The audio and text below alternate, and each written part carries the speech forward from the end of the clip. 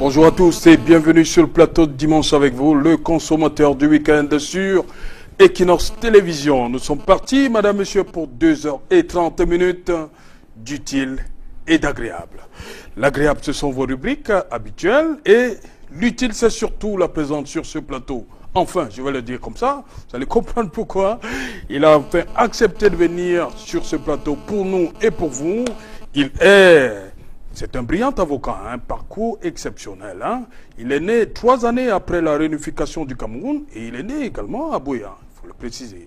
3 années après la réunification du Cameroun. C'est depuis 25 ans qu'il traîne sa robe noire dans divers palais du Cameroun. Il est là sur ce plateau et il s'est dit membre militant convaincu. Il est entré au RDPC par conviction. Lui, c'est Barrister Acho Julius Ngou Tabé. Barrister, welcome. Thank you very much. Et il est parfaitement bilingue. Hein? Voilà, il faut le dire. Bonsoir Serge. Oui.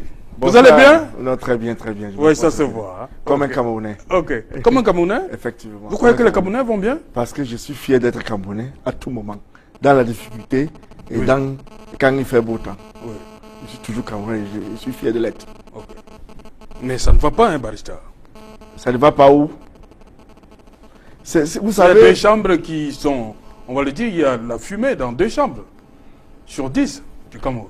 Oui, il y a la fumée, n'est-ce pas? Oui. Lorsqu'il y a la fumée, donc ça, il y a le feu. Oui. Et lorsqu'il y a le feu, on peut l'éteindre. Mais il faut seulement la bonne volonté de nous tous, n'est-ce pas, de l'éteindre cette fumée. On dit justement qu'il y a quelqu'un qui doit imprimer, il doit imprimer ça et nous tous on va donc le suivre. C'est votre champion. Oui, notre champion est là, il a fait ce qu'il veut, ce qu'il peut, oui. Mais il est seul. Pour réussir, il faut la collaboration de tout le monde. Pas lui seul. Pourquoi vous voulez compter sur un seul individu? Alors que nous sommes tous des Camerounais. Est-ce que c'est lui qui a ordonné que les gens prennent les armes? Est-ce qu'il a ordonné que les gens aillent dans les rues? C'est pas lui. Donc ceux qui ont poussé les gens à faire ce qui se passe, peuvent aussi collaborer dans ça pour arrêter. C'est ça, c'est très facile. Vous savez, on a parlé de cette histoire qu'il faut dialoguer. Comment vous pouvez dialoguer avec les gens sans cesser le feu? Il faut que, lorsqu'on a pris les armes, on a combattu, on a compris que bon, il y a des gens, certains gens qui sont... C'est à eux de décréter le cessez-le-feu? Mais toute volonté... Mais est-ce que c'est interdit? Ils peuvent commencer. Que bon, dans un premier pas, nous disons que bon, nous estimons qu'au Cameroun, nous avons été compris. Bon, nous acceptons maintenant un cessez-le-feu pour voir ce que le gouvernement peut faire. Il ne faut pas affaiblir un gouvernement en demandant au gouvernement d'abord de commencer ce cessez-le-feu avant les autres. Il faut que vous-même, lorsque vous sentez que vous avez été compris, parce qu'elle n'est pas menti, toute personne qui peut dire qu'il n'y a pas de problème en anglophone maintenant ne peut plus parler. On a compris qu'il y a un problème, mais qu'est-ce qu'il faut faire? Rester dans cette situation. Moi, je suis du côté du peuple, parce que dans tout ça, lorsque les enfants, n'est-ce pas, ces bagarres, c'est l'herbe qui souffre. Oui. C'est la population qui souffre à l'heure actuelle. Ce n'est plus les combattants. Parce que les combattants, ce sont eux qui décident tout. Lorsque chacun vient chez vous avec une arme, il peut tout faire chez vous. Vous êtes, n'est-ce pas, un citoyen, vous n'avez pas des armes. Vous allez seulement céder à ce qu'ils vous demandent. Si vous ne cédez pas, vous allez faire comment? Les gens sont contraints de faire des choses, de prendre des positions qui ne sont pas les leurs. C'est ça le problème à l'heure actuelle. Donc, nous tous les Camerounais, on doit... Vous voulez dire, Barrister, que les gens adhèrent à ce mouvement parce qu'ils n'ont pas trop de choix? Mais bien sûr, vous avez quel choix? Lorsque vous arrivez, vous partez à Cuba, par exemple, les gens avec des armes, vous allez en route. En vous bloquant les armes, en disant que descendez, dormez par terre, montez, descendre, sautez en l'air, vous ne l'allez pas faire? Il a une arme. Est-ce que vous en avez? C'est ça le problème de ce pays. Donc, il faut qu'à un moment donné, parce que nous sommes des Camerounais, ce n'est pas bon que les Camerounais s'entretuent, malgré la raison. Ce n'est pas bon. Et on doit tout décourager. On doit décourager cet aspect. Et c'est ça mon combat. Donc, ce n'est pas normal que vous preniez les armes contre votre frère. Même s'il y a quelque chose qui n'arrive pas, on peut toujours le régler en famille. Parce que, voyons-nous, j'ai des relations à Kouma. J'ai des relations à Bamenda, par exemple. Je ne peux pas y aller parce que j'ai peur. Donc, il y a cette histoire de peur qui est entrée dedans, de telle sorte que la population dans la zone ne vit pas, ne vit plus. Il n'y a pas de vie. Il faut que ça cesse. Il faut à un moment donné, n'est-ce pas, ceux qui ont... Parce qu'à ne pas mentir, il y a eu des problèmes entre nous, les Camerounais. Oui. Moi, je n'ai pas été parmi ceux qui acceptent qu'on prenne les armes. Mais il y a eu des problèmes, parce que moi j'en ai parlé depuis, il y a cela 4 ans aujourd'hui. Mais, à un moment donné, ceux qui ont pris les armes, je compte sur leur bonne volonté de déclarer un cessez-le-feu, unilatéralement d'abord. Ça, c'est vraiment de la maturité, à mon avis. Le gouvernement va apprécier ça? Effectivement, parce que c'est au gouvernement d'apprécier, parce qu'eux-mêmes demandent que c'est le gouvernement, n'est-ce pas, qui organise un dialogue. Mais pour le faire, il faut eux, n'est-ce pas, montrer la bonne volonté en disant que bon, nous demandons d'abord un cessez-le-feu unilatéral. Un cessez-le-feu ne dit pas qu'on baisse les armes, mais ça dit qu'on ouvre, n'est-ce pas, la possibilité de discussion entre nous pour voir dans quelle mesure on peut trouver les solutions. Tant que ça ne se fait pas, vous estimez que c'est le gouvernement qui doit faire en premier lieu, ce n'est pas possible. Parce que le gouvernement ne doit pas être faible devant, n'est-ce pas, un défi. Parce que le gouvernement est faible devant un défi, c'est-à-dire le gouvernement n'existe pas. Le gouvernement, c'est le gouvernement. Il y a l'autorité de l'État qui doit être toujours maintenue à tout moment. Je dis que même si ceux qui sont en brousse, s'ils reviennent maintenant aujourd'hui au pouvoir, les autres prennent les armes, ils vont faire la même chose. Parce que c'est le gouvernement. Il ne faut pas qu'on pense que là où vous êtes, vous serez rebelle toute votre vie. À un moment donné, ça peut basculer. Et si ça bascule, vous devenez le gouvernement, vous allez faire la même chose. Donc, on doit réfléchir en regardant le futur. Qu'est-ce que nous recherchons? Est-ce que nous voulons vivre ensemble? Est-ce que nous voulons dans la paix? Est-ce que nous voulons la guerre? Ainsi de suite. On doit prendre toutes ces choses en main, mettre en bataille, regarder comment. Qu'est-ce qu'il faut faire dans un premier temps? Il faut un cessez-le-feu unilatéral. Puis il y aura le dialogue. En donnant au gouvernement le temps que, bon, j'ai cessé le feu, je vais voir ce que vous allez faire. Est-ce qu'il y aura donc dialogue après ça? Mais le dialogue est tant demandé. Oui, vous savez, dialogue, c'est un mot compliqué, parce que ça représente... Non, c'est pas si compliqué que ça, Barista. Non, dialogue peut être n'importe quoi. Vous-même, vous avez dit que lorsqu'il y a un problème, on doit s'asseoir. Il faut parler. Il faut dialoguer. Lorsqu'on parle de dialoguer, ça c'est autre chose. Pour parler, c'est autre chose, et pour dialoguer, autre chose. Parce que, vous savez, au Cameroun, qui ne connaît pas le problème anglophone? Nous tous, nous le maîtrisons, nous le connaissons. Mais il y a aussi qu'au départ, en 2016, beaucoup ont nié qu'il n'y avait pas de problème anglophone. Beaucoup ont nié. C'est peut-être ça qui a exacerbé les tensions. Oui, tu sais, vous savez, dans ces choses-là, chacun a sa façon d'apprécier ce qui se passe. Je ne peux pas blâmer quelqu'un qui prend une position en disant que bon, il n'y en a pas. Ou il y a. Mais ceux qui pensent qu'il y a, n'est-ce pas, sont en train d'agir autrement. Ceux qui pensent qu'il n'y en a pas sont en train d'agir autrement. Qu'est-ce qu'il faut faire? Il faut prendre ceux qui disent il n'y en a pas avec ceux qui disent il y a, n'est-ce pas, pour jumeler, pour voir dans quelle mesure on peut trouver un milieu terrain, au milieu, dans lequel il y a d'abord la paix et l'amour entre nous. C'est d'abord ça. Parce que nous sommes dans la démocratie. Chacun est libre de penser ou de dire ce qu'il pense. Mais on ne doit pas condamner quelqu'un pour avoir parlé de sa pensée. C'est normal. Mais si vous n'avez partagé, vous ne partagez pas cet avis, ça, rien ne se justifie pour prendre les armes, à mon avis. Ok. Ouais, on va y revenir, Barista. On va donc voir cet élément que nous propose Marcelin Garçob, notre bureau de Yaoundé, suite à la décision du ministre Paula Tangandji, qui, on va le dire comme les autres, a imposé certains hommes à la tête des partis. Bon, il a dit, ce sont ses interlocuteurs. Il reconnaît ces gens-là. Bah, pour l'hypothèse de l'UPC, Tita Samuel Fon pour le CPP et pour le Manidem, Anissé Kane. Voilà, 3 hommes. On va analyser par la suite. On va d'abord regarder cet élément que nous propose Marcelin. Non, Éric Martial Diomo, EMD. Paul Atangandji, choisi dirigeant de plusieurs partis politiques de l'opposition.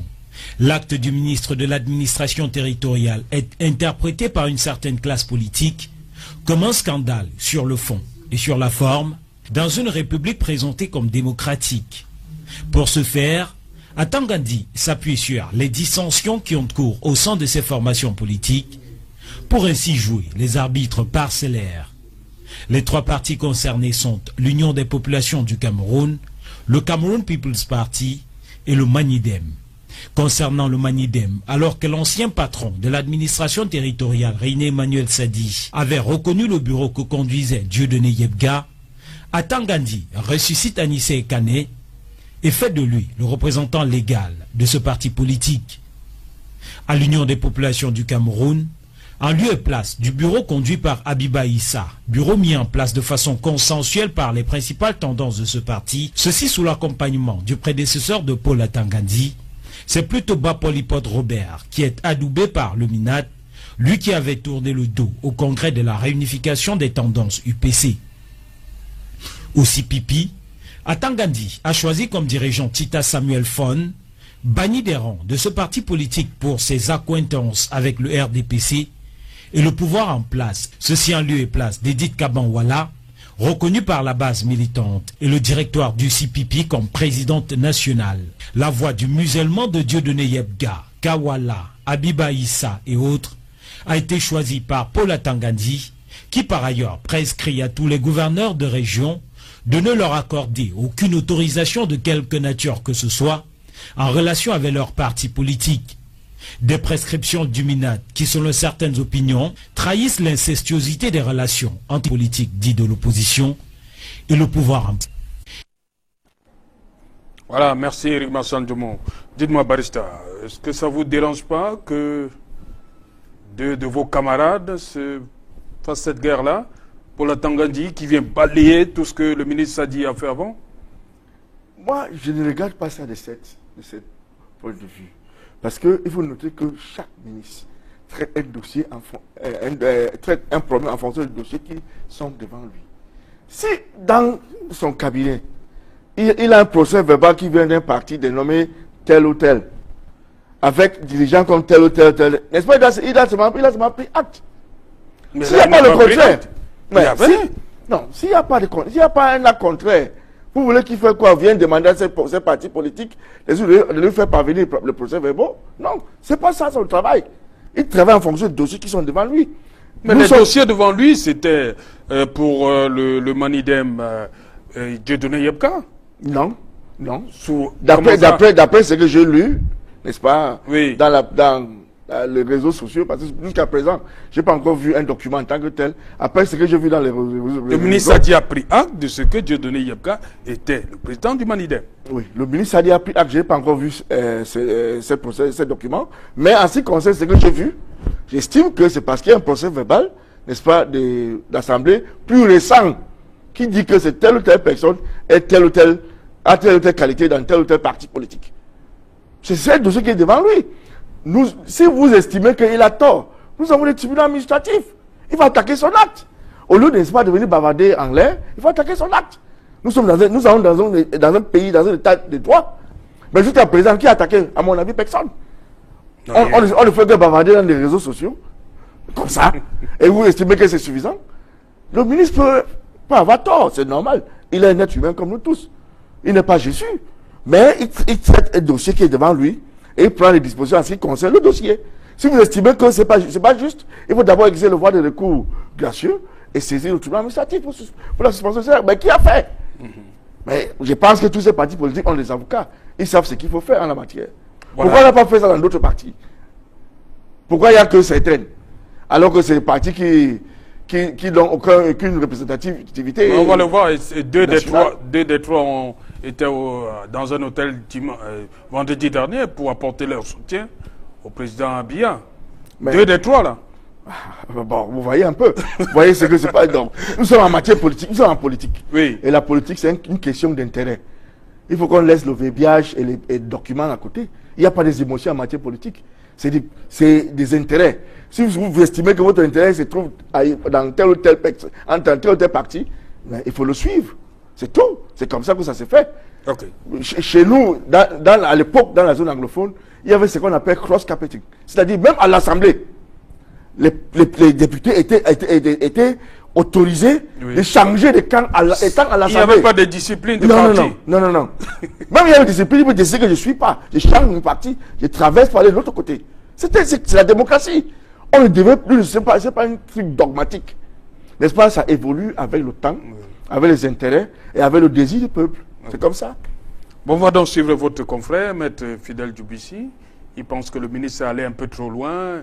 Le ministre peut suspendre un parti politique ou bien dissoudre carrément et non imposer. Ok? On va suivre Maître Fidèle Djoubissi, avocat au barreau du Cameroun. Le ministre de l'administration territoriale, à l'égard des partis politiques, qui sont des associations privées, ne peut prendre que des actes de dissolution ou de suspension dans les cas prévus par la loi. Le ministre n'a pas autorisation de s'ingérer dans la gestion d'un parti politique. À la limite, s'il estime qu'il y a trouble à l'ordre public du fait de la mauvaise gestion, du fait de la dissidence entre les organes du parti, il peut prendre des mesures conservatoires en attendant que les partis qui sont en conflit puissent s'entendre ou bien que la justice puisse intervenir pour régler le conflit. Et pour être plus pertinent, il pouvait prendre une mesure conservatoire et impartir au parti un délai pour saisir la juridiction compétente. L'acte consistant à désigner, à indiquer que telle personne est le président d'un parti politique est un acte illégal. L'acte pris par le ministre est un acte illégal entaché d'excès de pouvoir. Donc, dont la possibilité à ceux qui ont intérêt dans cet acte à saisir le tribunal administratif pour demander que cette décision soit annulée pour excès de pouvoir. Barista, excès de pouvoir pour la Tangandji? Non, je ne partage pas cet avis de mon confrère. Parce que, comme je vous ai dit, chaque ministre traite un dossier en fonction, c'est très bien fait, en fonction du dossier qui se trouve devant lui. Oui, en fonction des éléments qu'il a. Encore des éléments qu'il reçoit. Par exemple, il vient de recevoir un procès verbal d'Assemblée générale qui nomme X, X ou Y à la tête de tel parti politique. Il vient de le recevoir. Est-ce que c'est à lui d'aller vérifier si c'est faux ou c'est vrai? Non, ni moi le je pense qu'il n'est pas en excès. Non, ni le CPP, ni le CPP, encore moins le Madidem, n'ont tenu d'assemblée depuis que le ministre a Tangandji. C'est vous qui le dites. Mais il a. Mais ces assemblées sont publiques. On connaît le calendrier. Le Madidem a eu une assemblée tout récemment. Oui, mais oui, ça c'était avec CPP. CPP a aussi eu une assemblée, n'est-ce pas, qui était contestée. Mais à partir du moment où, devant lui, il trouve un procès verbal de réunion d'assemblée récent qui dit que c'est telle personne qui est président. Et si c'est à lui d'apprécier, il prend acte. Si vous estimez que c'est faux ou c'est pas correct, il faut attaquer en disant que non, ce procès verbal qu'on vous a envoyé ne nous représente pas parce que. S'il ne réagit pas dans les délais, saisit le tribunal administratif, comme mon confrère a bien dit. Le ministre ne doit pas venir s'ingérer, n'est-ce pas, dans la gestion des partis politiques. Quand il reçoit les actes... Et ce n'est pas ce qu'il a fait là? Non, il a seulement pris acte parce qu'il y a eu des assemblées de ces partis. Mais lorsqu'il demande au gouverneur de ne pas accorder des autorisations de manifestation à ces leaders-là, c'est une façon de se gérer, en même temps, il doit gérer l'ordre public. Vous pouvez imaginer que devant lui, il a un procès verbal, n'est-ce pas, d'une assemblée qui donne, par exemple, Tita là. Oui, Tita Fonsamuel. Comme président du CPP. Et un gouverneur ailleurs reçoit une demande, n'est-ce pas, de réunions politiques faites par un autre leader. N'est-ce pas, c'est la cacophonie? Ça devient maintenant le problème de faire le truc pour l'ordre public. Parce que devant lui, n'est-ce pas, il trouve que c'est Tita. Bon, au lieu de bavarder d'ici de gauche à droite, à mon avis, il devait rester dans le droit en disant que non, monsieur le ministre, vous vous êtes trompé parce que. Et si le ministre ne réagit pas pour annuler, n'est-ce pas, sa décision, vous saisissez le tribunal administratif. C'est si simple. C'est pas compliqué. Nous sommes dans un état de droit. Il faut qu'on laisse des polémiques de côté. On essaie de respecter le droit. Chacun doit faire sa part. Le ministre a déjà fait sa part. C'est dans son rôle de prendre acte. Lorsqu'il y a un procès verbal d'assemblée devant lui, il a déjà fait sa part. Mais maintenant, c'est aux autres de faire aussi leur part. Si vous estimez que le ministre a tort, vous devez savoir ce qu'il faut faire. Parce que nous sommes dans un état de droit. C'est très discutable pour le Manidem, hein, pour le cas du Manidem. Ouais, vous avez discuté où? Sur la scène publique? Non, je dis que à la télévision, dans les réseaux sociaux. Dans les réseaux sociaux? Non, du tout. C'est devant le tribunal, c'est tout. Bon, on va donc passer à cet autre événement. Hein. C'était un événement. Vendredi dernier à Yaoundé, 20 formations politiques, l'opposition, ont décidé de soutenir votre champion. On regarde et on en parle après, hein, Barista. Marcelin Garsop. En 2011, c'est en Vormeka, dans le village de son principal adversaire, qu'il avait lancé la chasse au lion d'Etoudi, terminant au 8e rang avec 0,49% de suffrages exprimés.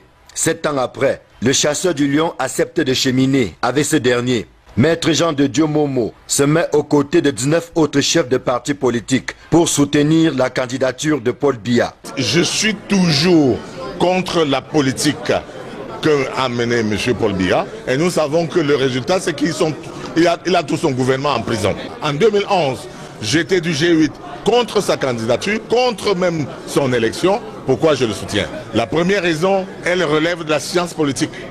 On ne peut pas le gagner maintenant. Étant donné qu'il part vainqueur, une candidature unique de l'opposition, seule, a des chances de l'emporter. Aux côtés de Jean de Dieu Momo, d'autres candidats malheureux de 2011, dont Fris Ngo, du mouvement des écologistes, et Joachim Tabi Oono, de l'Action pour la méritocratie et l'égalité des chances. Mais la présence la plus curieuse est celle de Isaac Feuzeux, le président du mouvement pour l'émergence et le réveil du citoyen. Lui qui vient à peine de déposer son dossier de candidature à Elekam, n'a même pas attendu que cet organe se prononce pour retourner sa veste au profit de celui qu'il voulait challenger le 7 octobre prochain. Le groupe des partis politiques pour le dialogue national, le parti Merci, ont décidé de présenter ma candidature aux élections présidentielles et ont résolu de contacter tous les candidats pour qu'on ait une candidature unique. Maintenant que chaque candidat a refusé, ils se sont réunis le 18 juin 2018 et ont trouvé la résolution de retirer la candidature pour soutenir le président de la République. Voici le secrétaire permanent du groupe des partis politiques pour le dialogue national. Voici la secrétaire du parti Merci. Cela ne vient pas de ma modeste personne. Ils se sont réunis, ils ont décidé. Ce n'est pas moi l'individu. Dans leur déclaration, lue par le député Robert Bapol-Lipote, la vingtaine de partis politiques qui s'alignent derrière Paul Biya regrettent l'émiettement de l'opposition qui n'arrive pas selon eux à parler d'une seule et même voix pour faire le poids face au président sortant. La plupart des leaders de l'opposition sont plus préoccupés par le one-man show, oubliant qu'une élection ne se gagne pas dans les médias ou les réseaux sociaux, mais sur le terrain. La question qui taraude les esprits d'en face est celle de savoir de quel poids pèsera ce collectif. La réponse aux urnes le 7 octobre prochain. Voilà, merci Lengarsop, Emmanuel Diop. Barista, vous dites que Maître Momo fait preuve de réalisme, de réel politique. Effectivement, c'est ça. On n'entre pas en politique parce qu'on veut perdre. On entre en politique parce qu'on veut gagner. Et on doit rester avec les gagnants. Si vous allez du côté, n'est-ce pas, des perdants, vous n'avez rien compris dans la politique. Parce que je vous ai dit que, j'ai toujours dit que tous ces candidats-là, vraiment, lorsque je les regarde, nous avons à peu près 25 000 bureaux de vote. Oui. Est-ce que eux, ces gens-là, peuvent embaucher 75 000 personnes pour qu'il y ait 3 personnes par bureau de vote? Il faut 3 scrutateurs par bureau de vote. Est-ce qu'ils peuvent? Il y a deux scrutateurs plus un superviseur. Est-ce qu'ils peuvent? Sans tenir compte, n'est-ce pas, de la structure au niveau d'arrondissement, au niveau des départements et au niveau des régions. Un scrutateur peut avoir combien, par exemple, par jour? Non. Pour un vote, 1000 francs? Il faut imaginer qu'on paye un scrutateur 1000 francs par jour. Fois 75 000, ça fait 75 millions qu'on doit dépenser par jour. Combien parmi ces candidats peuvent? C'est pas possible. Quand je regarde, il n'y a que le RDPC qui a ces machines qui peut réussir. Et à la limite, peut-être SDF, dans un cas de ce pays, qui peut le faire, parce qu'ils ont assez de personnel pour n'est-ce pas, pour aider, n'est-ce pas, à superviser les élections. Donc il faut d'abord, c'est ça qu'on doit d'abord regarder. La politique, c'est un jeu d'intérêt. Et il faut, on entre là parce que nous voulons gagner, pas pour les émotions. Il ne faut pas dire que je suis candidat parce que j'aime le Cameroun plus que quelqu'un d'autre. Non, c'est parce que vous avez un intérêt particulier et vous voulez assumer. Que bon, avec cet intérêt, peut-être le peuple va me suivre. Mais à partir du moment où le peuple a montré que vous ne le pouvez pas, il faut savoir, n'est-ce pas, porter le sac de la personne qui est le plus fort. Quand tu es la personne le plus fort, vous avez plus de chances, n'est-ce pas, d'être toujours, d'être le président même un jour, un gagnant un jour. Au lieu de rester avec les perdants tout le temps. Choisir le gagnant et rester derrière lui. Et c'est le réalisme politique, le seul réalisme politique que je constate que les partis là, les 20 partis là, ont décidé la candidature du président Paul Biya. Voilà, vous dites que d'autres formations devraient suivre. Merci à Isaac Feuzeux qui a déposé la candidature et a rejoint les 20.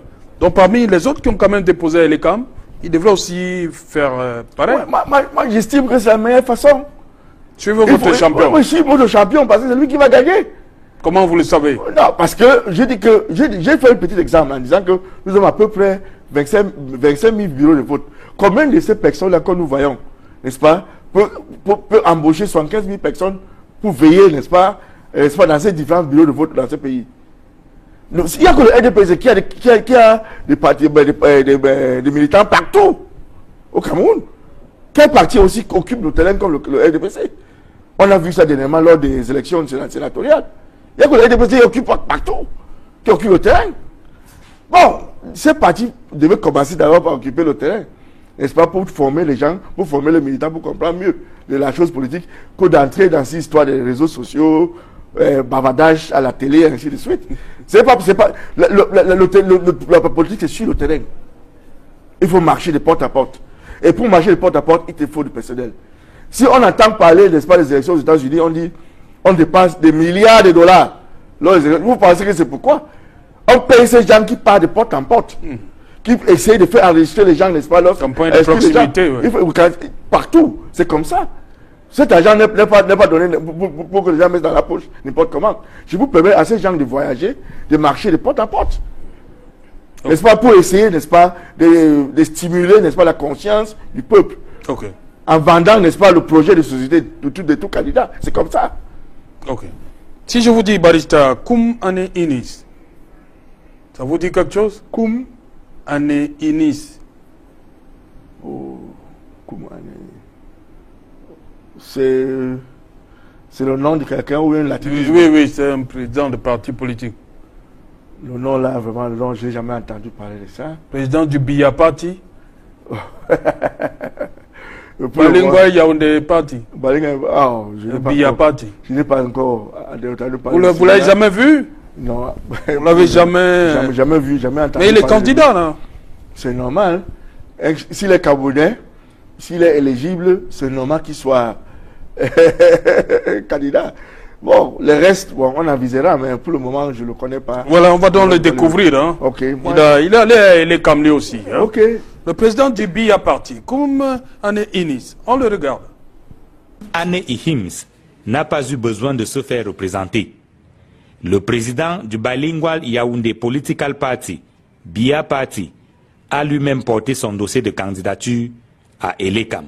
La commission Elekam a bien accueilli et je pense que si le pays peut quand même continuer comme ça, avec ce rythme, on va aller loin, on va aller très loin dans la démocratie. Nous sommes quand même à une situation, ce moment du pays, qu'il se faut une commission comme ça, bien compréhensive, bien à l'heure, donc pour quand même encourager les Camerounais tout entiers, sur le territoire entier aussi. Ça vous amuse? Oui, parce que l'idée est très géniale. Il utilise le nom de notre champion. Ah bon? L'abrégé de son parti, c'est le nom de notre champion. Ça me rappelle, n'est-ce pas, d'un parti politique à Mali qui s'appelle Péni. Bon, c'est pour une dame. Oui. Mais à cause de ce nom-là, ça a beaucoup bougé au Mali. Oui. P-E-N-I-S. Ça a beaucoup bougé à cause du nom, mais malgré que ça ne représente pas ce qu'on peut penser, mais c'est le nom d'un parti. Donc il est sûr d'engranger quelques voix là. Par sympathie? C'est bien possible. Si en sympathie, les gens vont voter. Biya Party. Mais il faut noter que les gens ne votent pas par sympathie. Les gens votent parce qu'on pense que peut-être vous pouvez être à la hauteur de gérer les affaires de l'État. Ou bien vous êtes la personne le mieux indiquée, n'est-ce pas, pour gérer le Camerounais. Les émotions, le sentiment, tout ça pour moi, ça ne compte pas en matière politique. Bon, X sait c'est quoi il compte. On ne peut pas te parler à sa place parce que même ce projet, je n'ai pas encore lu son projet, je n'ai pas encore vu. Et bon, nous sommes dans la démocratie. Bon. Il est Camerounais, il est éligible. Cela va samedi qu'il peut être candidat. Dites-moi, Barista, que dites-vous, que répondez-vous à ceux-là qui pensent que c'est vous, le RDPC, qui financez ce type de candidat? Vous savez, j'ai toujours dit... Pour embrouiller les pistes, pour émietter les voix de l'opposition. Non, le RDPC n'a pas intérêt de financer qui que ce soit. Le RDPC n'a pas.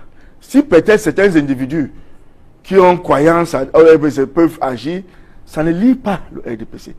Le RDPC ne sort jamais l'argent de son coffre pour financer les autres partis politiques. Ce n'est pas possible. Ça ne se réalise pas, on ne le fait pas. Mais il faut noter que c'est du réalisme politique. Lorsque vous constatez que quelqu'un est le plus fort, n'est-ce pas, vous ne pouvez pas le battre. Il faut porter son sac. Quand vous portez son sac, vous avez la possibilité, n'est-ce pas, de le remplacer si n'est-ce pas, si la lumière, n'est-ce pas, montre que c'est vous. Il faut noter que nous sommes en Afrique. Et en Afrique, nous avons toujours, n'est-ce pas, cette notion de succession. Cela veut dire que votre papa ne peut pas vous faire successeur d'une famille, n'est-ce pas, s'il ne vous aime pas. S'il ne considère pas que vous êtes l'enfant, n'est-ce pas, le mieux indiqué, que vous êtes l'enfant qui peut rassembler la famille et faire régner la paix. Il ne peut pas dire que donc, il ne peut jamais vous désigner comme son successeur. Nous sommes en Afrique, on doit comprendre ça. Et il faut noter que le président Biya, c'est lui, quand le moment est venu, n'est-ce pas, si le parti dit que bon, on ne veut plus de vous, c'est lui qui va choisir, qui va le succéder.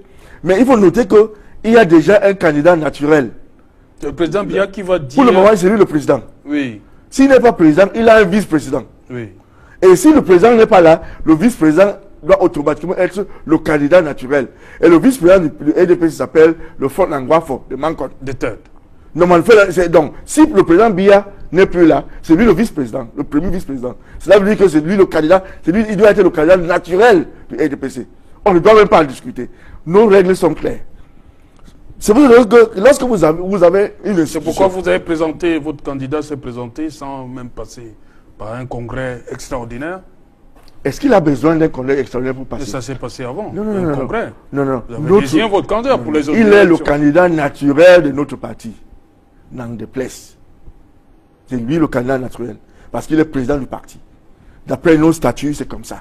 Il n'a pas besoin de déclarer sa candidature. Mais pourquoi vous faites donc des appels à candidature? C'est contradictoire là. Non, lorsqu'on fait l'appel, est-ce que c'est ça pour demander qu'il y ait un congrès? Non, vous faites des appels dans votre parti pour lui qui se présente. Pour lui demander alors qu'il est naturel. C'est contradictoire. Non, vous savez, le président aussi est un... Vous n'avez donc pas besoin de ça. Des appels, organiser les gros meetings et tout ça. Appels, vous faites des banderoles, tout ça. Non. Le président est... S'il est naturel, comme vos textes le disent, vous n'avez pas besoin de ça. Il peut être naturel, mais le peuple, les membres du parti ne le veulent pas. Il faut qu'il soit rassuré. Il est un être humain comme vous et moi. Il n'est pas Jésus. Il est un être humain qui a des faiblesses et qui a des positions. Il a des faiblesses partout. Il est fort par là, faible par là, et ainsi de suite. Il est un être humain. Ne le prends pas comme un extraterrestre. À un moment donné, il faut les rassurances de son parti et des membres de son parti que bon, c'est vous que nous voulons. Alors qu'il est candidat naturel. Il est candidat, malgré le fait qu'il est dans les textes. Oui. Mais il faut, n'est-ce pas, l'onction, n'est-ce pas, des membres du parti également. Et il y a plusieurs façons de le faire. Oui. On peut faire par le congrès, on peut faire les motions de soutien, ainsi de suite, motions de candidature, ainsi de suite. On peut le demander. Les marques, ainsi de suite, c'est normal. Et cette fois-ci, pour 2018, vous avez choisi quoi? Qui? Vous, les militants? Non. Il y a eu les appels? Oui, il y a eu les appels. Il n'y a pas eu de congrès. Il n'y a pas eu de congrès, mais heureusement, il a accepté qu'il serait notre candidat. Nous sommes heureux. Ah, vous êtes heureux? Bien sûr, parce qu'on attendait que ça pouvait être autrement. Il pouvait dire non. Vous avez eu peur, vous avez douté un moment. Mais c'est normal, il pouvait dire non. Il pouvait dire non. Comme il a dit oui, nous sommes aussi rassurés. Ça vous a rassuré? Oui. Ok. Bon, Barista, on va faire connaissance avec Barista Athiou Julius Ngoutabé dans un instant, mais d'abord un peu de musique avec Artist Weda. Éligible. Si vous n'êtes pas candidat aujourd'hui, demain vous serez. C'est comme ça qu'il faut voir la chose. Si vous n'avez pas gagné aujourd'hui, demain vous pouvez. C'est comme ça. À partir du moment où vous disiez que vous devez tout faire aujourd'hui pour gagner, et ça ne passe pas, vous êtes en train de mettre des problèmes dans votre tête. Que soit c'est moi ou c'est pas moi. Ou rien de tout. À ce moment, vous avez créé la rébellion, mais dans votre propre tête. Donc on doit mettre dans notre tête que bon, on peut gagner comme on peut perdre. On peut réussir à déposer les documents et le conseil électoral peut décider autrement que non, vous n'avez pas respecté, n'est-ce pas, les conditions, n'est-ce pas, requises en la matière. À ce moment, vous allez saisir peut-être le conseil constitutionnel, comme vous voulez. Mais ça peut arriver. Nous soyons légalistes. On reste dans le domaine du droit. C'est vrai que si vous voyez certains partis ne marchent pas sans leurs avocats à côté. Parce qu'ils veulent à tout faire, ils font tout pour dans la légalité. Ceux qui n'utilisent pas les avocats, tant pis pour eux. Ils vont juste tomber dans les trous comme ça. Voilà. Parce qu'il y a beaucoup de gens qui présument qu'ils sont les avocats. Ils peuvent faire comme les avocats. Ils peuvent assumer. Non, ils assument le rôle des avocats. Comment vous pouvez être candidat présidentiel, vous n'avez pas un avocat à côté de vous? Pour assurer que la loi est respectée à la lettre. Parce que c'est ça le rôle de l'avocat. C'est à tort. Vous avez fait une erreur, vous n'avez pas fait. C'est une erreur. La première des choses, partout dans le monde, vous devez vous faire entourer par les avocats en matière électorale. Parce que d'abord, les règlements qu'on doit respecter. Et qui peut vous conseiller mieux, plus que les avocats? Mais il y a un journal qui a parlé des personnes qui sont allées déposer la candidature de votre champion, qui n'avaient pas de carte d'identité. Ah, c'est des journaux. Est-ce que vraiment c'est... Et il n'y a pas d'avocat, il n'y a pas d'avocat dans votre parti pour dire que quand vous allez quelque part, vous devez avoir vos pièces personnelles? Non. Ça, c'est un journal qui a dit. Oui. Comment vous pouvez déposer, n'est-ce pas, un des documents quelque part sans se faire identifier? C'est pas possible. Laisse la spéculation, parlons de réalité. Est-ce que c'est possible? Vous voulez déposer, n'est-ce pas, des documents quelque part, on ne peut pas vous identifier, et on prend? C'est pas vrai. Quand c'est vous, tout peut arriver. Quand c'est on vous. peut dire, mais comment vous dites que le secrétaire général du RDP n'a pas de carte d'identité? C'est tel secrétaire général? On a lu ça dans les journaux. C'est pas sérieux, ça. Ça, c'est de la spéculation. Il n'a pas de carte. Mais qui vous a dit? Donc vous croyez que... Qui a même vérifié? Vous êtes la personne qui le dit, c'est qui? Il dit ça par rapport à quoi? Est-ce qu'il est policier pour vérifier les cartes d'identité? Mais vous êtes sûr que ce n'est pas le policier qui lui a dit? Un policier, il vérifie les cartes d'identité pour dire que tel ou tel n'en a pas? Non, c'est pas. Mais lui, il peut peut-être le dire comme ça. Que bon, non, voilà, tout ça, les pièces. Ça, c'est des spéculations journalistiques. Donc il a inventé, le journal a inventé ça? C'est une invention pour nuire au secrétaire général. Ça, c'est une invention. Vous savez, le RDP se prépare son dossier bien avant. Ce n'est pas aujourd'hui que le dossier est préparé. Non, ce n'est pas un problème de dossier de votre champion. Il faut noter que les avocats ont déjà travaillé sur le dossier bien avant. Le dossier n'a pas de problème, Barista. Est-ce que le dossier avait un problème? Je vais vous demander que le RDP utilise les avocats également. Oui. Je vais vous demander, utilise d'abord les avocats également. Voilà ce qu'on peut faire. La personne qui se déclare candidat, n'est-ce pas, n'est pas condamnée de venir lui-même. Il peut avoir un mandataire, comme le gars de l'UDC. Oui. Bon, à partir du moment où c'est son nom qui a été... C'est son nom que les camarades retenu. C'est ce que j'ai vu mandataire. J'ai vu dans les réseaux sociaux. Moi, je peux jamais... Et les journaux. Moi, c'est spéculatif parce que... Donc vous n'y croyez pas? Non. Tant que je n'ai pas vu la liste publiée par Elekam, je ne crois pas. Mais justement, Elekam a publié la liste avec le nom de Mumbata Ijo. Ah bon? Oui. Oh, je n'ai pas encore vu la liste publiée. Parce que normalement, le dernier jour était... Mais le vice-président Sambaka sur un plateau Equinox a dit qu'effectivement, c'est Adamou Ndamjoya qui est le candidat présenté par l'UDC. Voilà. Donc c'est une petite coquille. Non. Donc il doit avoir un problème. Donc cela il doit avoir à quel niveau? Soit au niveau de la rédaction, voilà. Des actes, ou bien... Parce que je ne comprends pas comment... Puisque Mumbata Ijo, lui-même dit, Mumbata Ijo dit dans le... Il est mandataire. Vu dans le MTV qu'il est que mandataire. Il est mandataire et souvent il devient candidat. Il y a un problème quelque part. Mais je ne crois pas que c'était délibéré. Okay. On peut avoir une erreur de frappe. C'est une erreur matérielle qui peut être corrigée à tout moment, dans tous les cas. Ah bon? Mais lui, au moins, il avait la carte d'identité. Pourquoi ne pas parler aussi si on a vérifié sa carte d'identité ou pas? On regarde seulement la carte du secrétaire général de la RDPC. On n'a pas parlé des cartes d'identité des autres partis. Pourquoi particulièrement on veut demander la carte d'identité du... Mais c'est parce que ce journal dit que votre mandataire n'avait pas de carte. C'est parole d'évangile. Ce n'est que une spéculation. C'est une invention? Non, c'est une spéculation journalistique. Je ne parle pas d'invention, je ne parle pas de vérité, je ne parle pas de mensonge, mais c'est une spéculation journalistique. Okay. Parce que c'est une bonne histoire. On apprend que le secrétaire général du RDP n'a pas de carte d'identité. Ça, c'est du news. Voilà. Ça, c'est news qu'on peut parler. Mais quand on dit que peut-être l'autre, M. Bilal n'a pas de carte d'identité, ce n'est pas le news de même niveau. Ça ne se vend pas. Donc le journal a voulu vendre? Oui, bien sûr, c'est tout. Est-ce que c'est vrai ça? Je vais acheter le journal pour voir. C'est un peu sérieux. Non, je ne crois pas. Bon, on va revenir au barreau, Barista. Il y a depuis octobre 2016 ce qu'on appelle la crise anglophone, qui est partie des revendications corporatistes, les enseignants, puis vous-même. Mais je m'arrête sur le barreau. Certains confrères, certains avocats anglophones pensent que leurs confrères francophones ne les ont pas assez soutenus dans cette bataille-là au début de l'affaire. Qu'est-ce que vous en pensez? Vous savez, nous les anglophones, on a l'habitude de revendiquer lorsqu'on sent que ça ne va pas.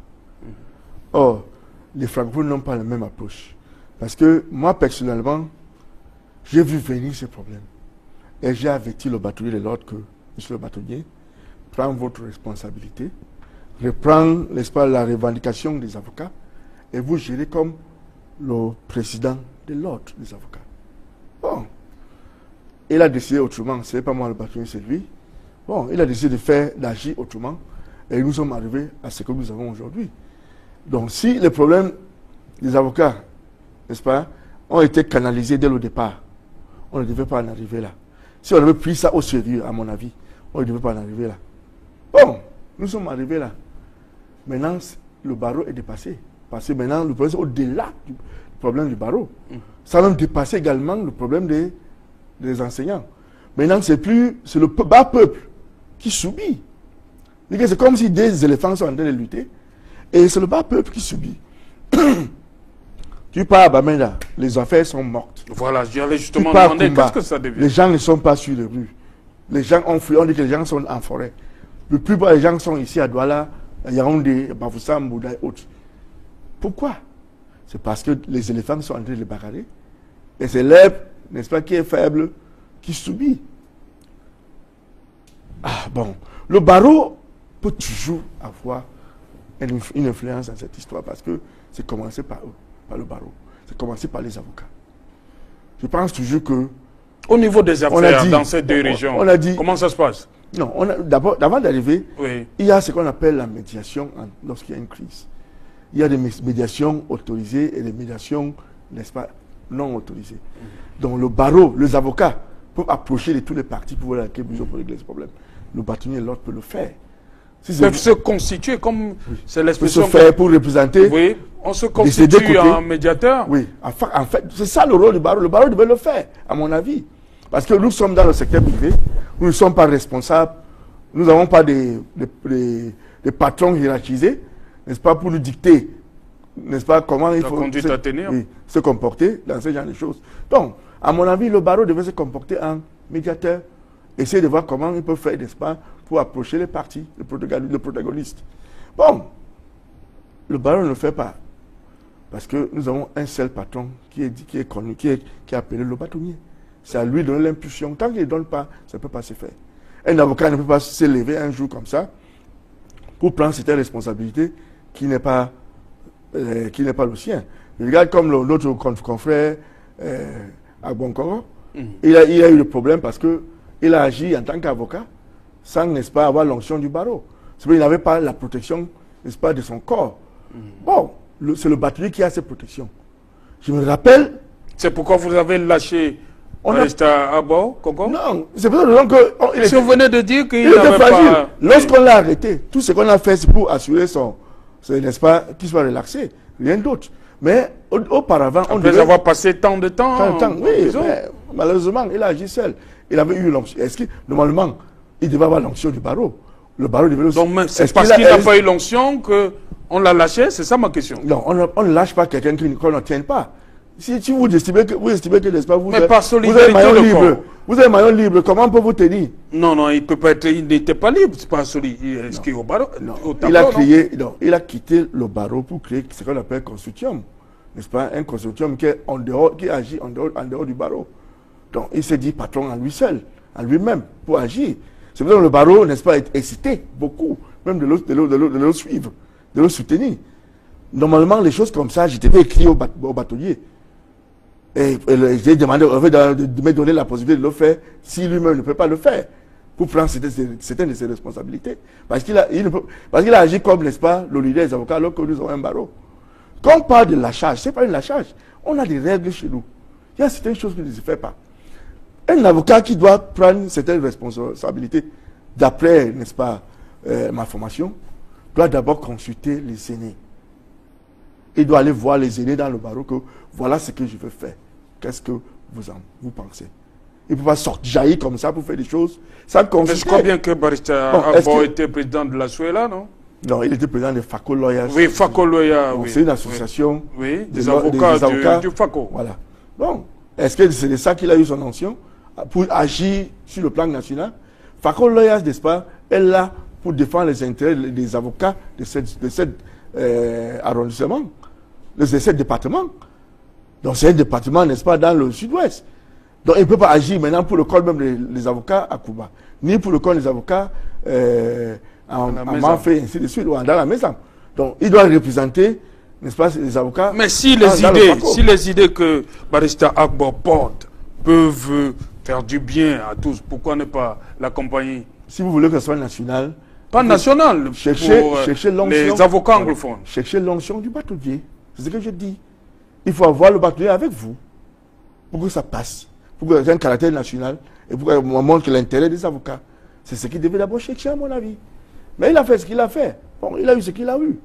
C'est ce qui se passe. Mais vous savez, le barreau, si on a toujours ce problème de la jeunesse. Je regarde très bien la façon dans laquelle les jeunes agissent est différente des avocats. C'est un problème de génération. Oui, il y a un problème de génération déjà dans le barreau. C'est pour cette raison que, pour réussir, parce que le barreau est une vieille institution. Une vieille institution, de telle sorte que les choses se font par les usages, les coutumes et la consultation surtout avec les aînés. Si vous avez les aînés, parce que même le bâtonnier là, il y a certaines décisions qu'il ne peut jamais prendre sans consulter certains aînés dans le barreau. Parce que c'est ces aînés-là qui sont plus sages, qui vont ont l'expérience. Oui, de l'expérience qui vont guider de ce qu'il faut faire et comment il faut le faire.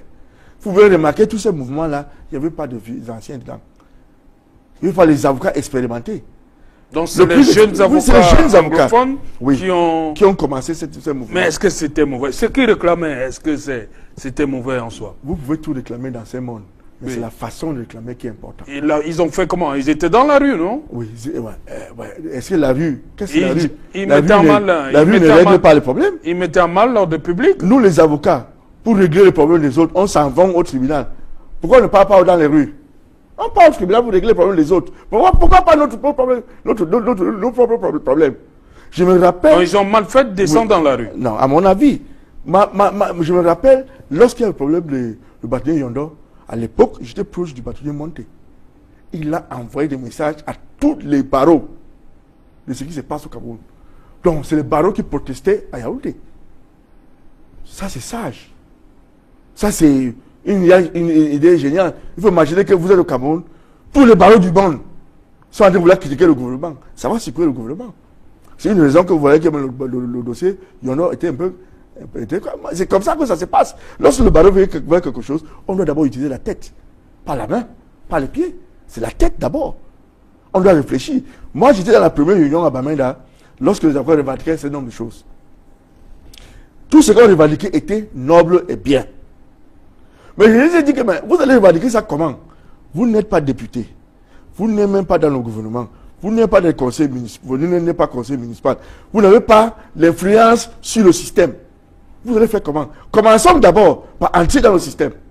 Devenir député, devenir conseil municipal. Comme ça, vous aurez à parler en ce qui concerne le changement. Une tribune. Oui. Une tribune pour... Il faut d'abord commencer par ça. C'est ça mon avis. Bon. Tu sais, nous sommes les avocats, chacun a sa tête et chacun ses idées.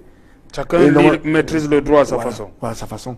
Bon, chacun a vu et les avocats ont décidé de marcher. Bon, regarde ce qui se passe. Regarde le pays. C'est le chaos.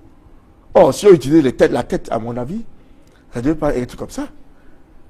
Parce que on oublie que le pays est un ensemble qui est condamné à vivre pendant des années. On peut faire comme s'il y a un problème, ça doit être réglé là. Et lorsque vous butez, n'est-ce pas, de quelque chose qui vous dérange, vous pensez que cet obstacle était l'ennemi. Mais Barrister, le problème a finalement trouvé une solution. Ça a pris du temps. Oui. Non. Pourquoi on ne l'a pas réglé quand les avocats ont commencé à revendiquer? Parce qu'on n'a pas utilisé la tête, on a utilisé la force. Non, ça veut dire que c'était possible. C'était un manque de volonté de certaines personnes. Il faut le reconnaître. C'est normal. Pourquoi ça a été résolu après? C'est normal. Vous ne pouvez pas contraindre quelqu'un d'autre de vous suivre comme vous voulez. La personne aussi a sa tête, a aussi sa façon de voir. Donc vous devez maintenant prendre... Et il faut d'abord qu'il y ait des morts pour que ce soit résolu. Dans la vie, c'est une question de choix. Est-ce qu'il y a eu de morts parmi les avocats? Et ils ont été malmenés, roulés dans la boue. Ok. D'accord, ils ont été malmenés. La société vous respecte, vous savez, non? Oui. Voilà. La société nous respecte. Oui. Parce que nous sommes intelligents. Oui. Nous ne sommes pas les gens qui échangent coups de poing. Nous utilisons la tête, pas la main ni la tête. Et vous voyez cette image-là est restée dans les mémoires des gens. D'accord, c'est resté dans les mémoires des gens. L'avocat qui est traîné dans ça, la rue. ça causait quoi? Ça causait ce que nous sommes en train de voir maintenant. Comment on fait utiliser la main aussi?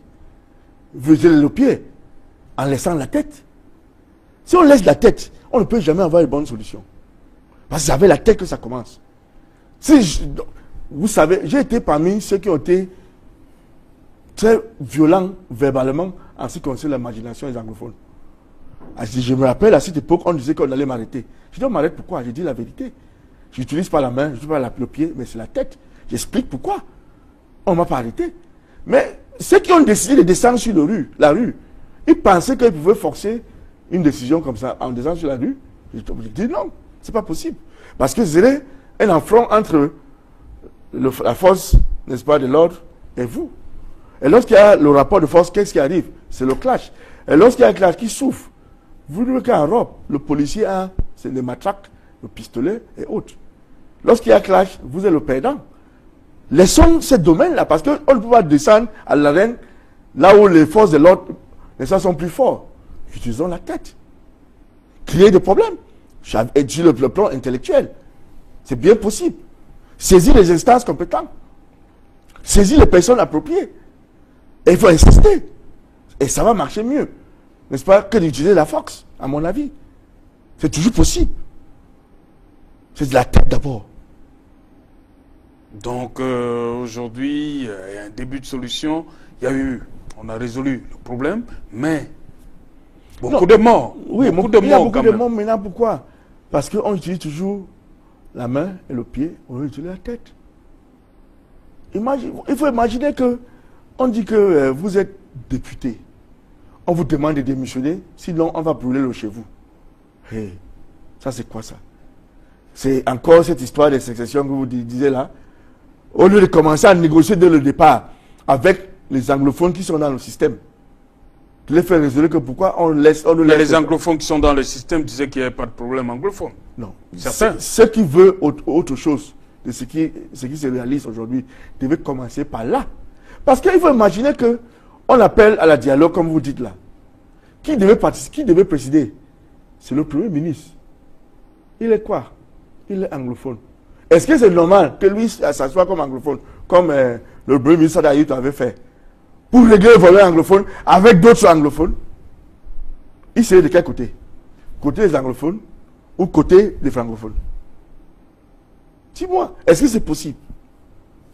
Non, c'est pas forcément. Vous êtes sûr que c'est lui qui doit diriger ça? Ayatoki avait... Non, on a déjà... Oui, ça c'était en 91. C'est Ayatoki qui avait fait. Oui. Jusqu'à sortir avec... la tripartite. C'était la tripartite. Bon. Oui. Si quelqu'un devait le faire maintenant, c'est le Premier ministre qui devait le faire. Pourquoi? Vous n'êtes pas Paul Biya? Non. C'est Paul Biya il est Premier ministre pour le Cameroun. Il doit faire comme Ayatoki. Si vous évoquez déjà ça, si vous évoquez déjà son appartenance, ça veut dire qu'il y a problème. On va donc chercher quelqu'un d'autre. Comment on peut chercher quelqu'un d'autre que le Premier ministre? Ça, c'est encore la marginalisation. Parce que c'est lui le Premier ministre. Quand même.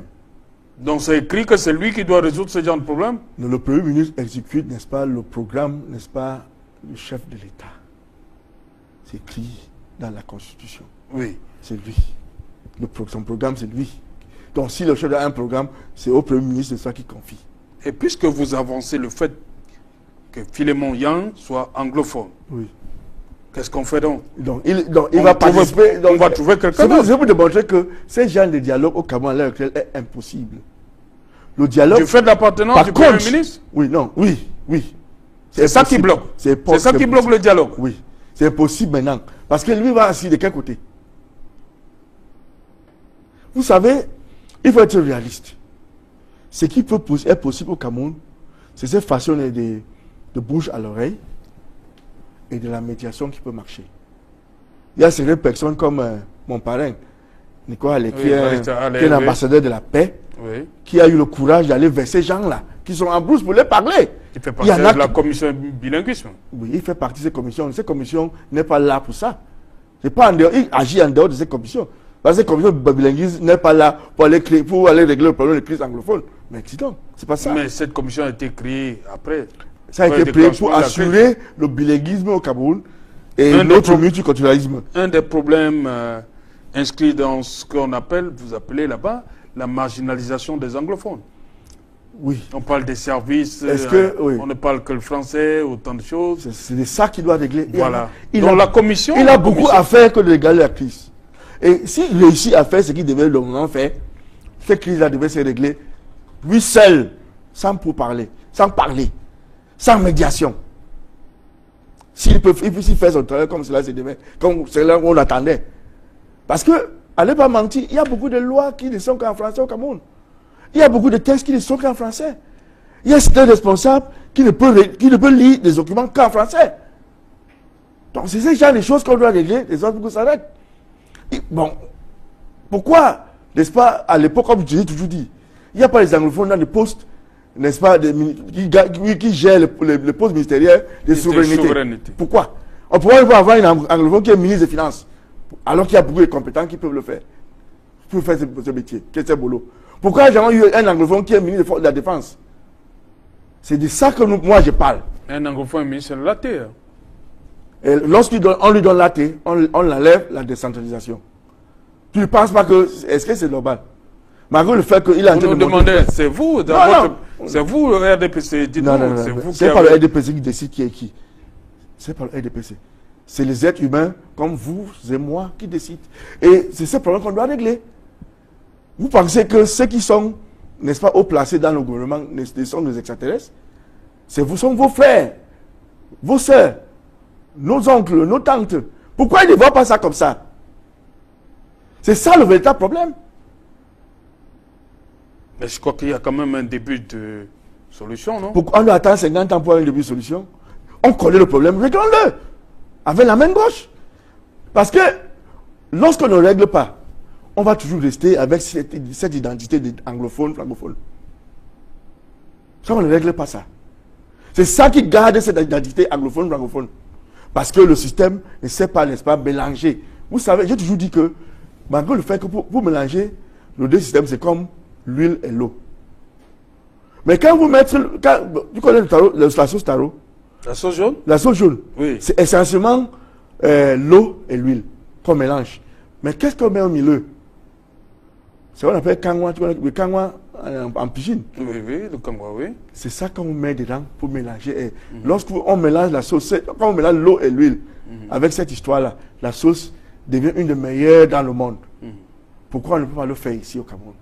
Il suffit seulement de mettre cette histoire-là, ce kangwa-là, au milieu. Ça change tout. Le kangwa, c'est qui alors? C'est ce qui doit sortir, n'est-ce pas, de nos textes et de nos têtes. Dis par exemple, moi, j'ai toujours dit que quand je regarde le pays au Cameroun, malgré tout, j'estime qu'on doit avoir un vice-président qui est anglophone. Comme à l'époque, vous savez, John Goufoncha. Vous regardez le barreau du Cameroun, la façon dans laquelle on mélange les anglophones et les francophones, ça ne se sent pas, mais tout le monde voit et c'est bon. On accepte. C'est simple, mais on accepte ces mélanges. Donc c'est des compromis qui ne disent pas leur nom, qui nulle part. Mais qui règle le problème, n'est-ce pas? N'est-ce pas? Samedi. Qui règle le problème avant que ça arrive? Qui règle le problème bien avant que ça arrive? C'est ça, donc, c'est de quoi c'est ça, à mon avis, c'est ça que je regarde, je vois. C'est pas la guerre entrée en brousse ou la plébiscite de 61 et autres. C'est ça. Il faut savoir mélanger l'eau et l'huile pour que ça soit bon pour le Camerounais. Okay. On peut le faire. Ok. Barista, depuis donc, on est rentré dans... Il y a eu une espèce d'escalade de la violence des deux côtés, il faut l'admettre. Oui. Il y a eu radicalisation des deux côtés. Mais vous, 2017 pour vous, c'était une bonne année? En tant que politicien, avocat... Non, en tant que... Camerounais. En tant que conseil du consortium des parents, des parents d'élèves, des établissements confessionnels du Nord-Ouest et du Sud-Ouest. Parce que vous étiez conseil de ce consortium. Personnellement... On vous a menacé de mort. Vous savez, mes motivations sont personnelles. Oui. Je n'ai pas été poussé par qui que ce soit de faire ce que je fais. Parce que je suis contre le fait qu'on bloque les enfants d'aller à l'école. Je suis contre le fait qu'on bloque les hommes d'affaires de vaquer à des occupations. Je suis contre. Donc vous êtes contre les villes mortes? Personnellement, oui. Je suis contre les villes mortes. Ce n'est pas la façon de revendiquer des choses républicaines. à mon avis. Cette ère-là est dépassée. Le fait de rendre les enfants imbucs, de devenir les imboucs, passer dans une période, ceux qui ne sont pas fréquentés, ils seront quoi dans la société? Nous avons une société maintenant que même la licence ne vaut rien. Il faut au moins, n'est-ce pas, le master, pour avoir un boulot quelque part de raisonnable. Même la licence vaut rien. Il faut imaginer que les enfants qui n'ont même pas le CEP, ils seront quoi dans la société? Nous sommes en train de vouloir créer, n'est-ce pas, une génération des illettrés, et ça va bader. Quelqu'un m'a dit que, oui, c'est les gens de CEP qui ont construit le pays, et les agrégés ont détruit. Bon, il a dit ce qu'il a dit, oui. C'était la belle époque, parce que ces gens de CEP à l'époque étaient les meilleurs. Aujourd'hui, on a pris les agrégés, ils ont tout fait, ils ont tout saccagé. C'est notre malchance. C'est pour ça qu'à un moment donné, c'est les médiocres, à un moment donné, qui ont monté pour donner des agrégés. Parce que la compétence au Cameroun, en ces matières, on connaît, n'est plus appréciable, n'est plus appréciée comme avant. Les gens sont devenus des agrégés à cause des acquaintances. Tu vois les gens qui sont devenus docteurs, je ne sais pas d'où ça sort, mais ils sont devenus des professeurs, et ainsi de suite. C'est ce qui se passe au Cameroun. Donc beaucoup de médiocres ont monté au créneau. C'est à cause de ça que nous avons ce que nous avons. On a laissé ceux qui sont compétents à des côtés pour prendre la médiocrité. C'est ça qui fait que la société ne marche pas. Quand je vois tout le monde qui se dit professeur ou agrégé, vraiment, je n'ai aucun respect pour eux parce que je me rappelle, il y a un moment dans les gouvernements, on avait au moins 8 professeurs. C'était le plus mauvais gouvernement qu'on a jamais eu au Cameroun. Donc, je me suis dit, mais eux, ils ont pris les professeurs où? Donc, ça pose problème. Mais, en venir dans la réalité, dans la zone anglophone, on peut revendiquer, n'est-ce pas, la seule marginalisation, parce que c'est ça qui a causé le problème. Ce n'est pas le plébiscite ou cette histoire-là. C'est cette marginalisation que les gens ont dit, mais nous sommes venus vers nos frères, les francophones. Parce que on craignait les Nigérians qui menaçaient nos femmes dans les marchés, qui nous maltraitaient. On a préféré revenir vers nos frères francophones. Mais comment on vient avec nos frères francophones? Ils se comportent comme les colonisateurs. C'est-à-dire, lorsque un anglophone doit avoir quelque chose, il n'est qu'à joindre. C'est-à-dire, on n'encourage plus l'ambition. Parce que dans la vie, il faut être ambitieux. Si quelqu'un, j'espère un jour devenir chef de l'État, il faut me laisser me battre pour atteindre ce niveau. Ne me bloque pas quelque part en disant que non, il faut une considération tribale ou appartenance à tel ou tel truc. C'est ça qui a cassé la société camerounaise également. Vous pouvez vous battre en disant que vous êtes le meilleur. Vous êtes là un jour, on fait nommer un directeur que vous connaissez même à l'école, n'atteignez rien, ne connaissez rien, mais il est devenu votre patron. Ça vous décourage de continuer. En plus, quand vous regardez, vous constatez que ce n'est que les anglophones qui subissent ça. Mais on doit commencer à poser des questions pour savoir, mais qu'est-ce qui se passe là? C'est normal de regarder, qu'est-ce qui se passe? Il faut qu'on commence à changer la mentalité des Camerounais. À un moment donné, c'était presque changé. Mais subitement, ça a basculé. Parce qu'à un moment donné, on exigeait un aspect obligé de parler en français, en anglais. On exigeait les responsables d'être bilingues, comme au Canada. Mais subitement, à un moment donné, ça a disparu. Vous venez même dans les bureaux, on parlait le patois. Vous venez dans le bureau, dites-moi, votre anglais, là, vraiment, je ne l'attends même pas. C'est quoi ça? Il est temps, n'est-ce pas, qu'on revoie ces choses-là. Et en revoyant ces choses-là, ça va régler ces problèmes. Il y en a aussi qui demandent que pourquoi avoir attendu si longtemps. Ce n'est pas en 2016 que les gens ont compris qu'il y avait ça, marginalisation et tout ça. C'est un vieux problème. Non, pourquoi en ce moment-ci? Vous savez pourquoi? Lorsqu'il y a la fumée, ça n'entre pas dans vos yeux. Vous ne sentez même pas. Hein. Il faut que cette fumée qui est là depuis, parce que c'est une fumée qui est là depuis, qui entre dans vos yeux, vous réalisez que il y a la fumée là. Ah, cela veut dire qu'il y a fait le feu quelque part. C'est parce que cette fumée maintenant est entrée en 2016. Mais ce n'est qu'une fumée. Cela veut dire que lorsqu'une fumée, ouais, si vous réussissez à voir la fumée, cela veut dire que vous éteignez le feu. Il faut éteindre le feu. Et comment le faire? Règle le problème avant que ça arrive. Il faut prévoir. Oui, Baritza, pour revenir à l'affaire, vous étiez conseil du consortium. Où est-ce qu'on en est aujourd'hui? Vous savez, on avait constaté que dès le départ, c'est les missionnaires qui avaient donné l'onction, n'est-ce pas, à cette rébellion. Parce que c'est eux qui ont reconnu qu'il y a un problème, machin truc, il faut qu'on ferme les barrières des écoles, il faut qu'il ne peut plus donner la sécurité aux enfants, ainsi de suite. Mais le problème qui se pose, c'est qu'ils ont laissé les gens payer les frais de pension. Et tu sais, les écoles, mais elles ne sont pas moins chères, ça coûte cher. Les gens ont dépensé. Subitement, vous dites qu'il n'y a pas la sécurité, alors qu'il n'y a jamais eu de sécurité, n'est-ce pas, dans ces écoles auparavant. Tous les écoles étaient ouverts. C'était pas vrai? Est-ce qu'avant, il y avait la menace? Il n'y avait pas de menace avant? Mais c'était ouvert. Oui. Il n'y avait pas de problème à cette époque. Donc vous avez fermé les écoles. Nous savons qu'en matière de sécurité dans chaque pays, c'est l'État qui a ses responsabilités. Je me suis dit que si vous voulez parler de sécurité maintenant, vous devez donner des injonctions à l'État de protéger les écoles au lieu de les fermer. Parce que quand vous fermez ces écoles, qu'est-ce qui va se passer? Les enfants là vont faire comment? Ils vont entrer dans la prostitution, de la drogue, l'alcool. Quand ils vont commencer à toucher l'argent, ils ne rentreront plus jamais à l'école. C'est une émotion qui m'a poussé également. Dans tous les cas, je considère que c'est vous le problème. Laisse vos écoles ouvertes et laisse l'État prendre ses responsabilités. N'est-ce pas, ces écoles sont ouvertes? Bon, on a brûlé quelques-uns. Moi, je me dis que un être humain normal qui voit l'école, n'est-ce pas, là où les enfants fréquentent, vous allez là-bas mettre du feu, ça veut dire que dans la tête, ça ne va pas.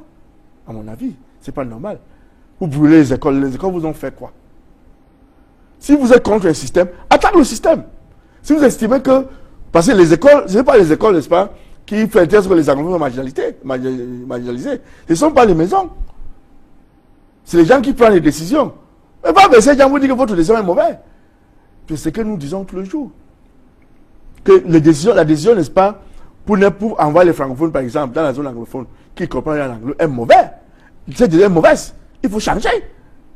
Il faut les demander de changer. Mais en général, la force, c'est ça qui veut quoi? Le clash. Parce que l'État ne peut pas se laisser faire. Aucun État ne peut jamais se laisser faire. Aucun État ne peut jamais se mettre à genoux. Mais il faut utiliser la tête pour avoir ce que vous voulez d'un État. Il faut savoir caresser l'État dans le vrai sens du poil pour avoir ce que vous voulez. Vous ne pouvez pas tous les jours insulter Paul Biya. En même temps, vous dites qu'il faut qu'il organise un dialogue. Même si c'est vous. Paul Biya est un être humain. C'est déjà l'insulte. On appelle ceci, on appelle cela. On lui donne tout le nom. En même temps, on lui demande d'organiser un dialogue. Mais dis-moi, est-ce que c'est raisonnable? Il faut être au-dessus de tout ça. Mais vous ne pouvez pas le contraindre s'il ne veut pas. Faites votre requête. Non, il ne veut pas que ça s'arrange? S'il ne veut pas, je peux dire que s'il ne veut pas, parce qu'à présent, il ne s'est pas encore prononcé. Mais je dis, si vous voulez quelque chose du chef de l'État, il faut savoir le demander. C'est tout. Si vous ne demandez, si pas par gauche, ça marche pas à droite, pas au milieu, monte en haut, descend. Il s'est contraint de regarder. S'il veut pas. Il va regarder. Mais quand vous voulez le clash, premièrement, les gens qui vont souffrir sont le bas peuple. Qui sont là. Ils ne savent pas d'où mettre la tête. Ils ont peur. N'est-ce pas, on a peur de la mer, on a peur des Amazoniens. Finalement, le bas peuple, il se trouve où? On les tue. On dit que bon, vous êtes collabo. Vous êtes en train de collaborer avec la mer. On vient vous tuer. On brûle votre maison. On dit que si vous brûlez votre boutique, on va venir brûler. N'est-ce pas, c'est la peur? Le bas peuple qui n'a rien à y voir a peur. Qui veut vraiment vaquer à leurs préoccupations. Ils ont peur. Dans ces circonstances, vous êtes président. Vous allez accepter ces genres de défis. Vous allez accepter que les gens qui viennent nulle part, n'est-ce pas, perturbent le système gouvernemental? Non. Par contre, s'ils insistaient de façon avec la tête, moi je pense que le chef de l'État que je connais serait sensible. Mais si c'est la force, si vous perdez votre temps. Regarde dans les autres pays, au Mali, là où on utilise la force, au RDC, Somalie, est-ce que ça règle le problème? La force ne règle rien, ça ne fait que créer d'autres problèmes sur le problème qui existe. D'où la nécessité, n'est-ce pas, d'arrêter. Il faut qu'on arrête. Et moi, je dis que pour arrêter, il faut ceux qui ont pris les armes pour entrer en bourse commencent d'abord par un cessez-le-feu. Il y a déjà des médiateurs qui viennent chez eux. Je connais pas mal même de prêtres qui viennent chez eux pour parler Il y a des gens qui font des trucs des droits de l'homme qui viennent chez eux pour en parler. Il faut qu'ils organisent. Ils disent, bon, comme nous sommes fait compris, le gouvernement est sensible à notre doléance. Bon, on va arrêter pendant 6 mois, par exemple, pour voir ce que le gouvernement va faire pour régler ces problèmes. S'il y aura un dialogue, parce qu'on ne peut pas dialoguer avec les gens qui sont en guerre, il faut d'abord qu'il y ait un cessez le feu. Mais ce n'est pas le gouvernement de demander, de commencer. Si le gouvernement se met à genoux, ce n'est plus un gouvernement. Bon, voilà. Merci, Barista. Mais on va terminer avec votre parti, le RDPC. Votre champion, il est là, il est candidat. Mais on a quand même constaté ces derniers temps beaucoup de batailles en interne. C'est le fort de votre parti. Hein? Toujours les élites, là. C'est quoi le problème? C'est chacun qui veut être bien vu devant le président. Il y a Kribi, ça ne va pas. Il y a Douala même. C'est quoi le problème? C'est la Lequier même aussi. C'est la démocratie. C'est la démocratie? Chacun est libre de parler, de dire ce qu'il pense. Et le RDPC est un parti de démocrates. Pour le conflit interne, c'est normal dans un parti. C'est pas abnormal. Mais est-ce que vous avez entendu qu'on a exclu quelqu'un parce qu'il a des vues contraires? On n'exclut personne. Il faut exprimer vous. Mais il faut assurer que vous avez la majorité derrière vous. Parce que vous pouvez tout dire. Mais lorsque la majorité ne vous suit pas, vous ne pouvez rien faire. Vous êtes contraint de suivre la majorité parce que la démocratie est faible. C'est la dictature de la majorité. Sauf si on veut définir la majorité autrement, mais c'est la dictature de la majorité. Vous pouvez avoir de très beaux idées, de très excellentes, n'est-ce pas, façons de faire des choses. Mais les gens vont seulement dire non, on n'accepte pas. Vous ne pouvez rien faire. Vous allez rester avec vos idées. Bon, c'est pour ça que dans cette chose-là, c'est la tête qu'il faut. Voir dans quelle mesure vous pouvez convaincre les gens de vous suivre. Ce n'est pas la force. Je peux être contre vous, mais à partir du moment où vous gagnez sur moi, je dois me taire. Je dois vous suivre. C'est comme ça la démocratie. Je dois accepter que j'ai été battu. Bon, les gens n'ont pas adhéré à ce que je veux. Je me tais. J'attends la prochaine fois. Et entre-temps, je travaille sur le terrain pour convaincre les gens que mon projet ou ma pensée est la meilleure. C'est ça la politique, c'est comme ça. Dans le RDPC, nous sommes des démocrates. Moi, je parle comme membre de RDPC. On ne me dit pas ce que je dois parler. Mais je sais que... Vous allez à l'encontre de... Il n'y a pas de discipline du parti, là? Non. Il y a la ligne rouge. On n'a pas franchi, ouais. Voilà. C'est vous, et moi, je n'ai jamais franchi la... J'ai fait tout pour ne pas franchir la ligne rouge. C'est tout. Quand on parle de discipline de parti, ça dépend, n'est-ce pas, de quelle discipline. La ligne rouge, c'est quoi là-bas? C'est que... Comme on voit ces derniers temps, le président Biya ne devrait plus. Certains de vos militants... Non, le fait, c'est qu'il n'est pas prévu par, n'est-ce pas, la constitution du parti. Bon, il y a eu des militants chez vous qui demandaient carrément que votre champion ne se représente plus. C'est ça? Il a franchi la ligne rouge? Non. Pas du tout. Pas du tout. C'est leur droit de demander. Mais est-ce qu'il représente la majorité? Non, il ne parle pas au nom là. Non. Il parle pour lui, non? Oui, il parle pour lui. Chaque personne parle pour lui. Oui. Si les gens ne le suivent pas, il doit seulement se taire. C'est tout. Il dit vous êtes sûr que beaucoup ne pensent pas comme lui? Mon idée est bonne en ce qui me concerne. Vous êtes sûr que beaucoup ne pensent pas comme lui? Hein? Mais si beaucoup pensaient comme lui, on devait forcer pour changer. Si la majorité était avec les gens comme ça, on devait tout faire pour que ça change. Mais depuis que les gens comme ça ont parlé, qui a fait quoi? Qui s'est opposé à la candidature du président Biya? Personne. Parce que c'est bien beau de demander qu'au Biya de ne pas briguer, n'est-ce pas? Un 7e mandat. Oui, 7e mandat. C'est bien beau de demander. Qui le remplace? Vous, qui est en train de le dire? Dis-le quand même. C'est ça. Dis-le quand même. Si vous estimez que vous avez raison, dis-le quand même. Mais est-ce que jusqu'à présent, vous avez vu quelqu'un qui a parlé, qui a dit ça? Ils allaient le faire où il n'y a pas eu de congrès. Il n'y a pas de congrès. Ils allaient le faire où? Mais on a fait... Vous-même, vous avez parlé de motions des militants. Oui. Est-ce qu'il a aussi eu sa part, des motions de ces militants-là, pour lui dire que ce qu'il a dit, il a raison? Non.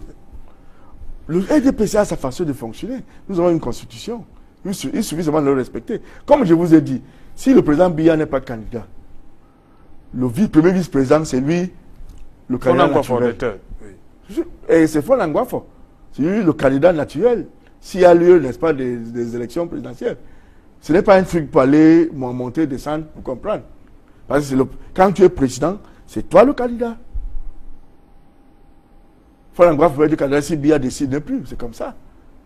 Moi, personnellement, je préférais que on change la constitution pour donner place à un vice-président. Ce n'est qu'une idée. Mais est-ce que c'est suivi par la majorité? Non. Mais vous avez parlé tout à l'heure de cette place d'adjoint qu'on donne toujours, de deuxième, qu'on donne toujours aux anglophones. Pour ce cas-ci au RDPC, c'était mauvais? Non, tu sais, ça c'est un parti, c'est une association qui est différente, n'est-ce pas, du gouvernement. Oui. Des fonctionnaires. Là, c'est bien. Là, c'est bien que le président national soit un francophone et que l'adjoint, c'est un anglophone. Dans le parti, c'est pas vote. Oui. Or, dans la fonction publique, c'est les nominations, les décrets, les nominations par qui que ce soit, par les instances hiérarchiques. Donc, c'est facile de mélanger ça à ces niveaux. Parce que c'est des décrets. Un décret vous donne aujourd'hui, un décret vous change demain. C'est comme ça. Donc, ça doit être fait à ces niveaux pour balancer cette histoire, pour que ça ne se réalise plus. Parce que, à un moment donné, on fait oublier que c'était d'abord des États. Et si vous voulez faire oublier, il y a des façons de le faire. Mais on n'a pas utilisé cette façon de faire oublier qu'il y avait des États. D'où le sentiment qu'ils sont en train de jaillir maintenant. Parce que lorsque les Anglais sentent que, bon, vraiment, par exemple, nous sommes à Douala, est-ce que nous sommes représentés quelque part? Non. Nous n'avons aucune représentativité. Ni à la commune urbaine, par exemple, ni dans les instances qui gèrent la ville de Douala.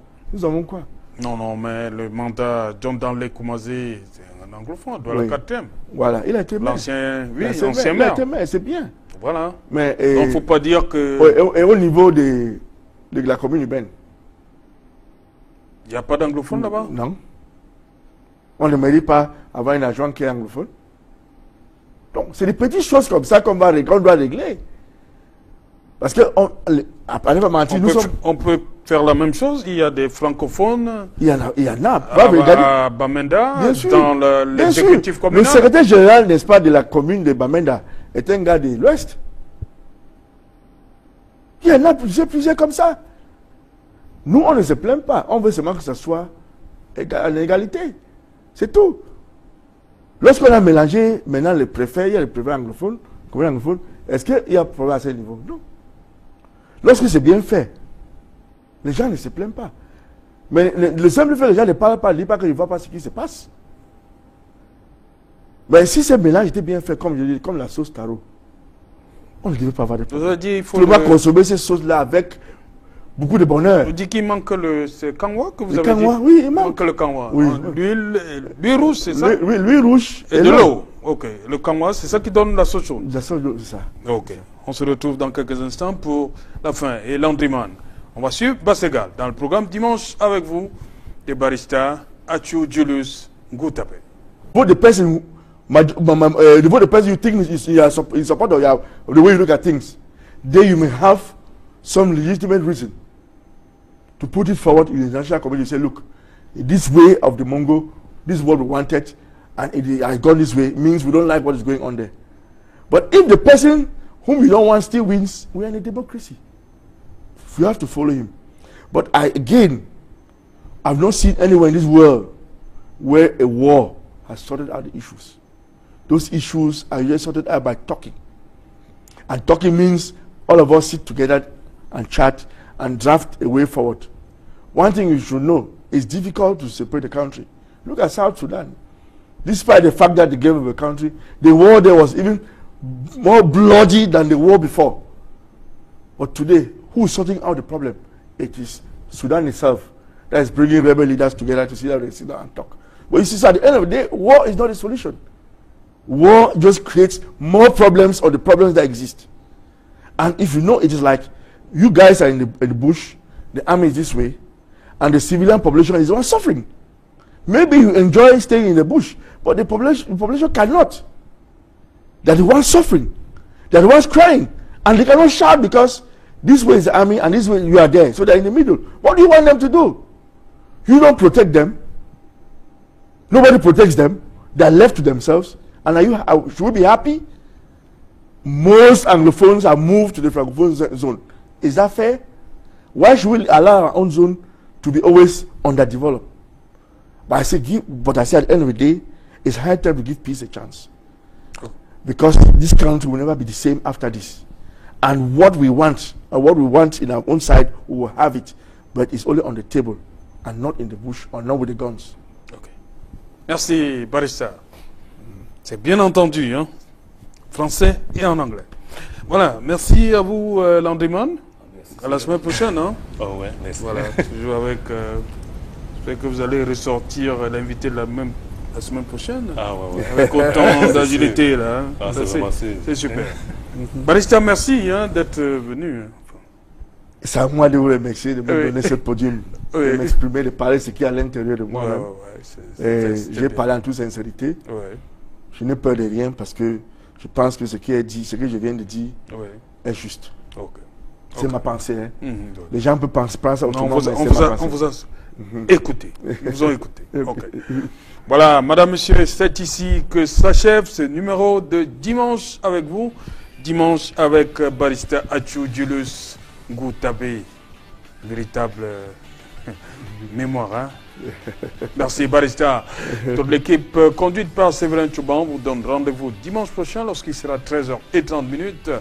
Envie de revoir Barista Athiou Julius Ngoutabé, c'est 1h30. Hein? 1h30 cette nuit. Et mardi 13h30. Madame, monsieur, vous pouvez donc reprendre une activité normale.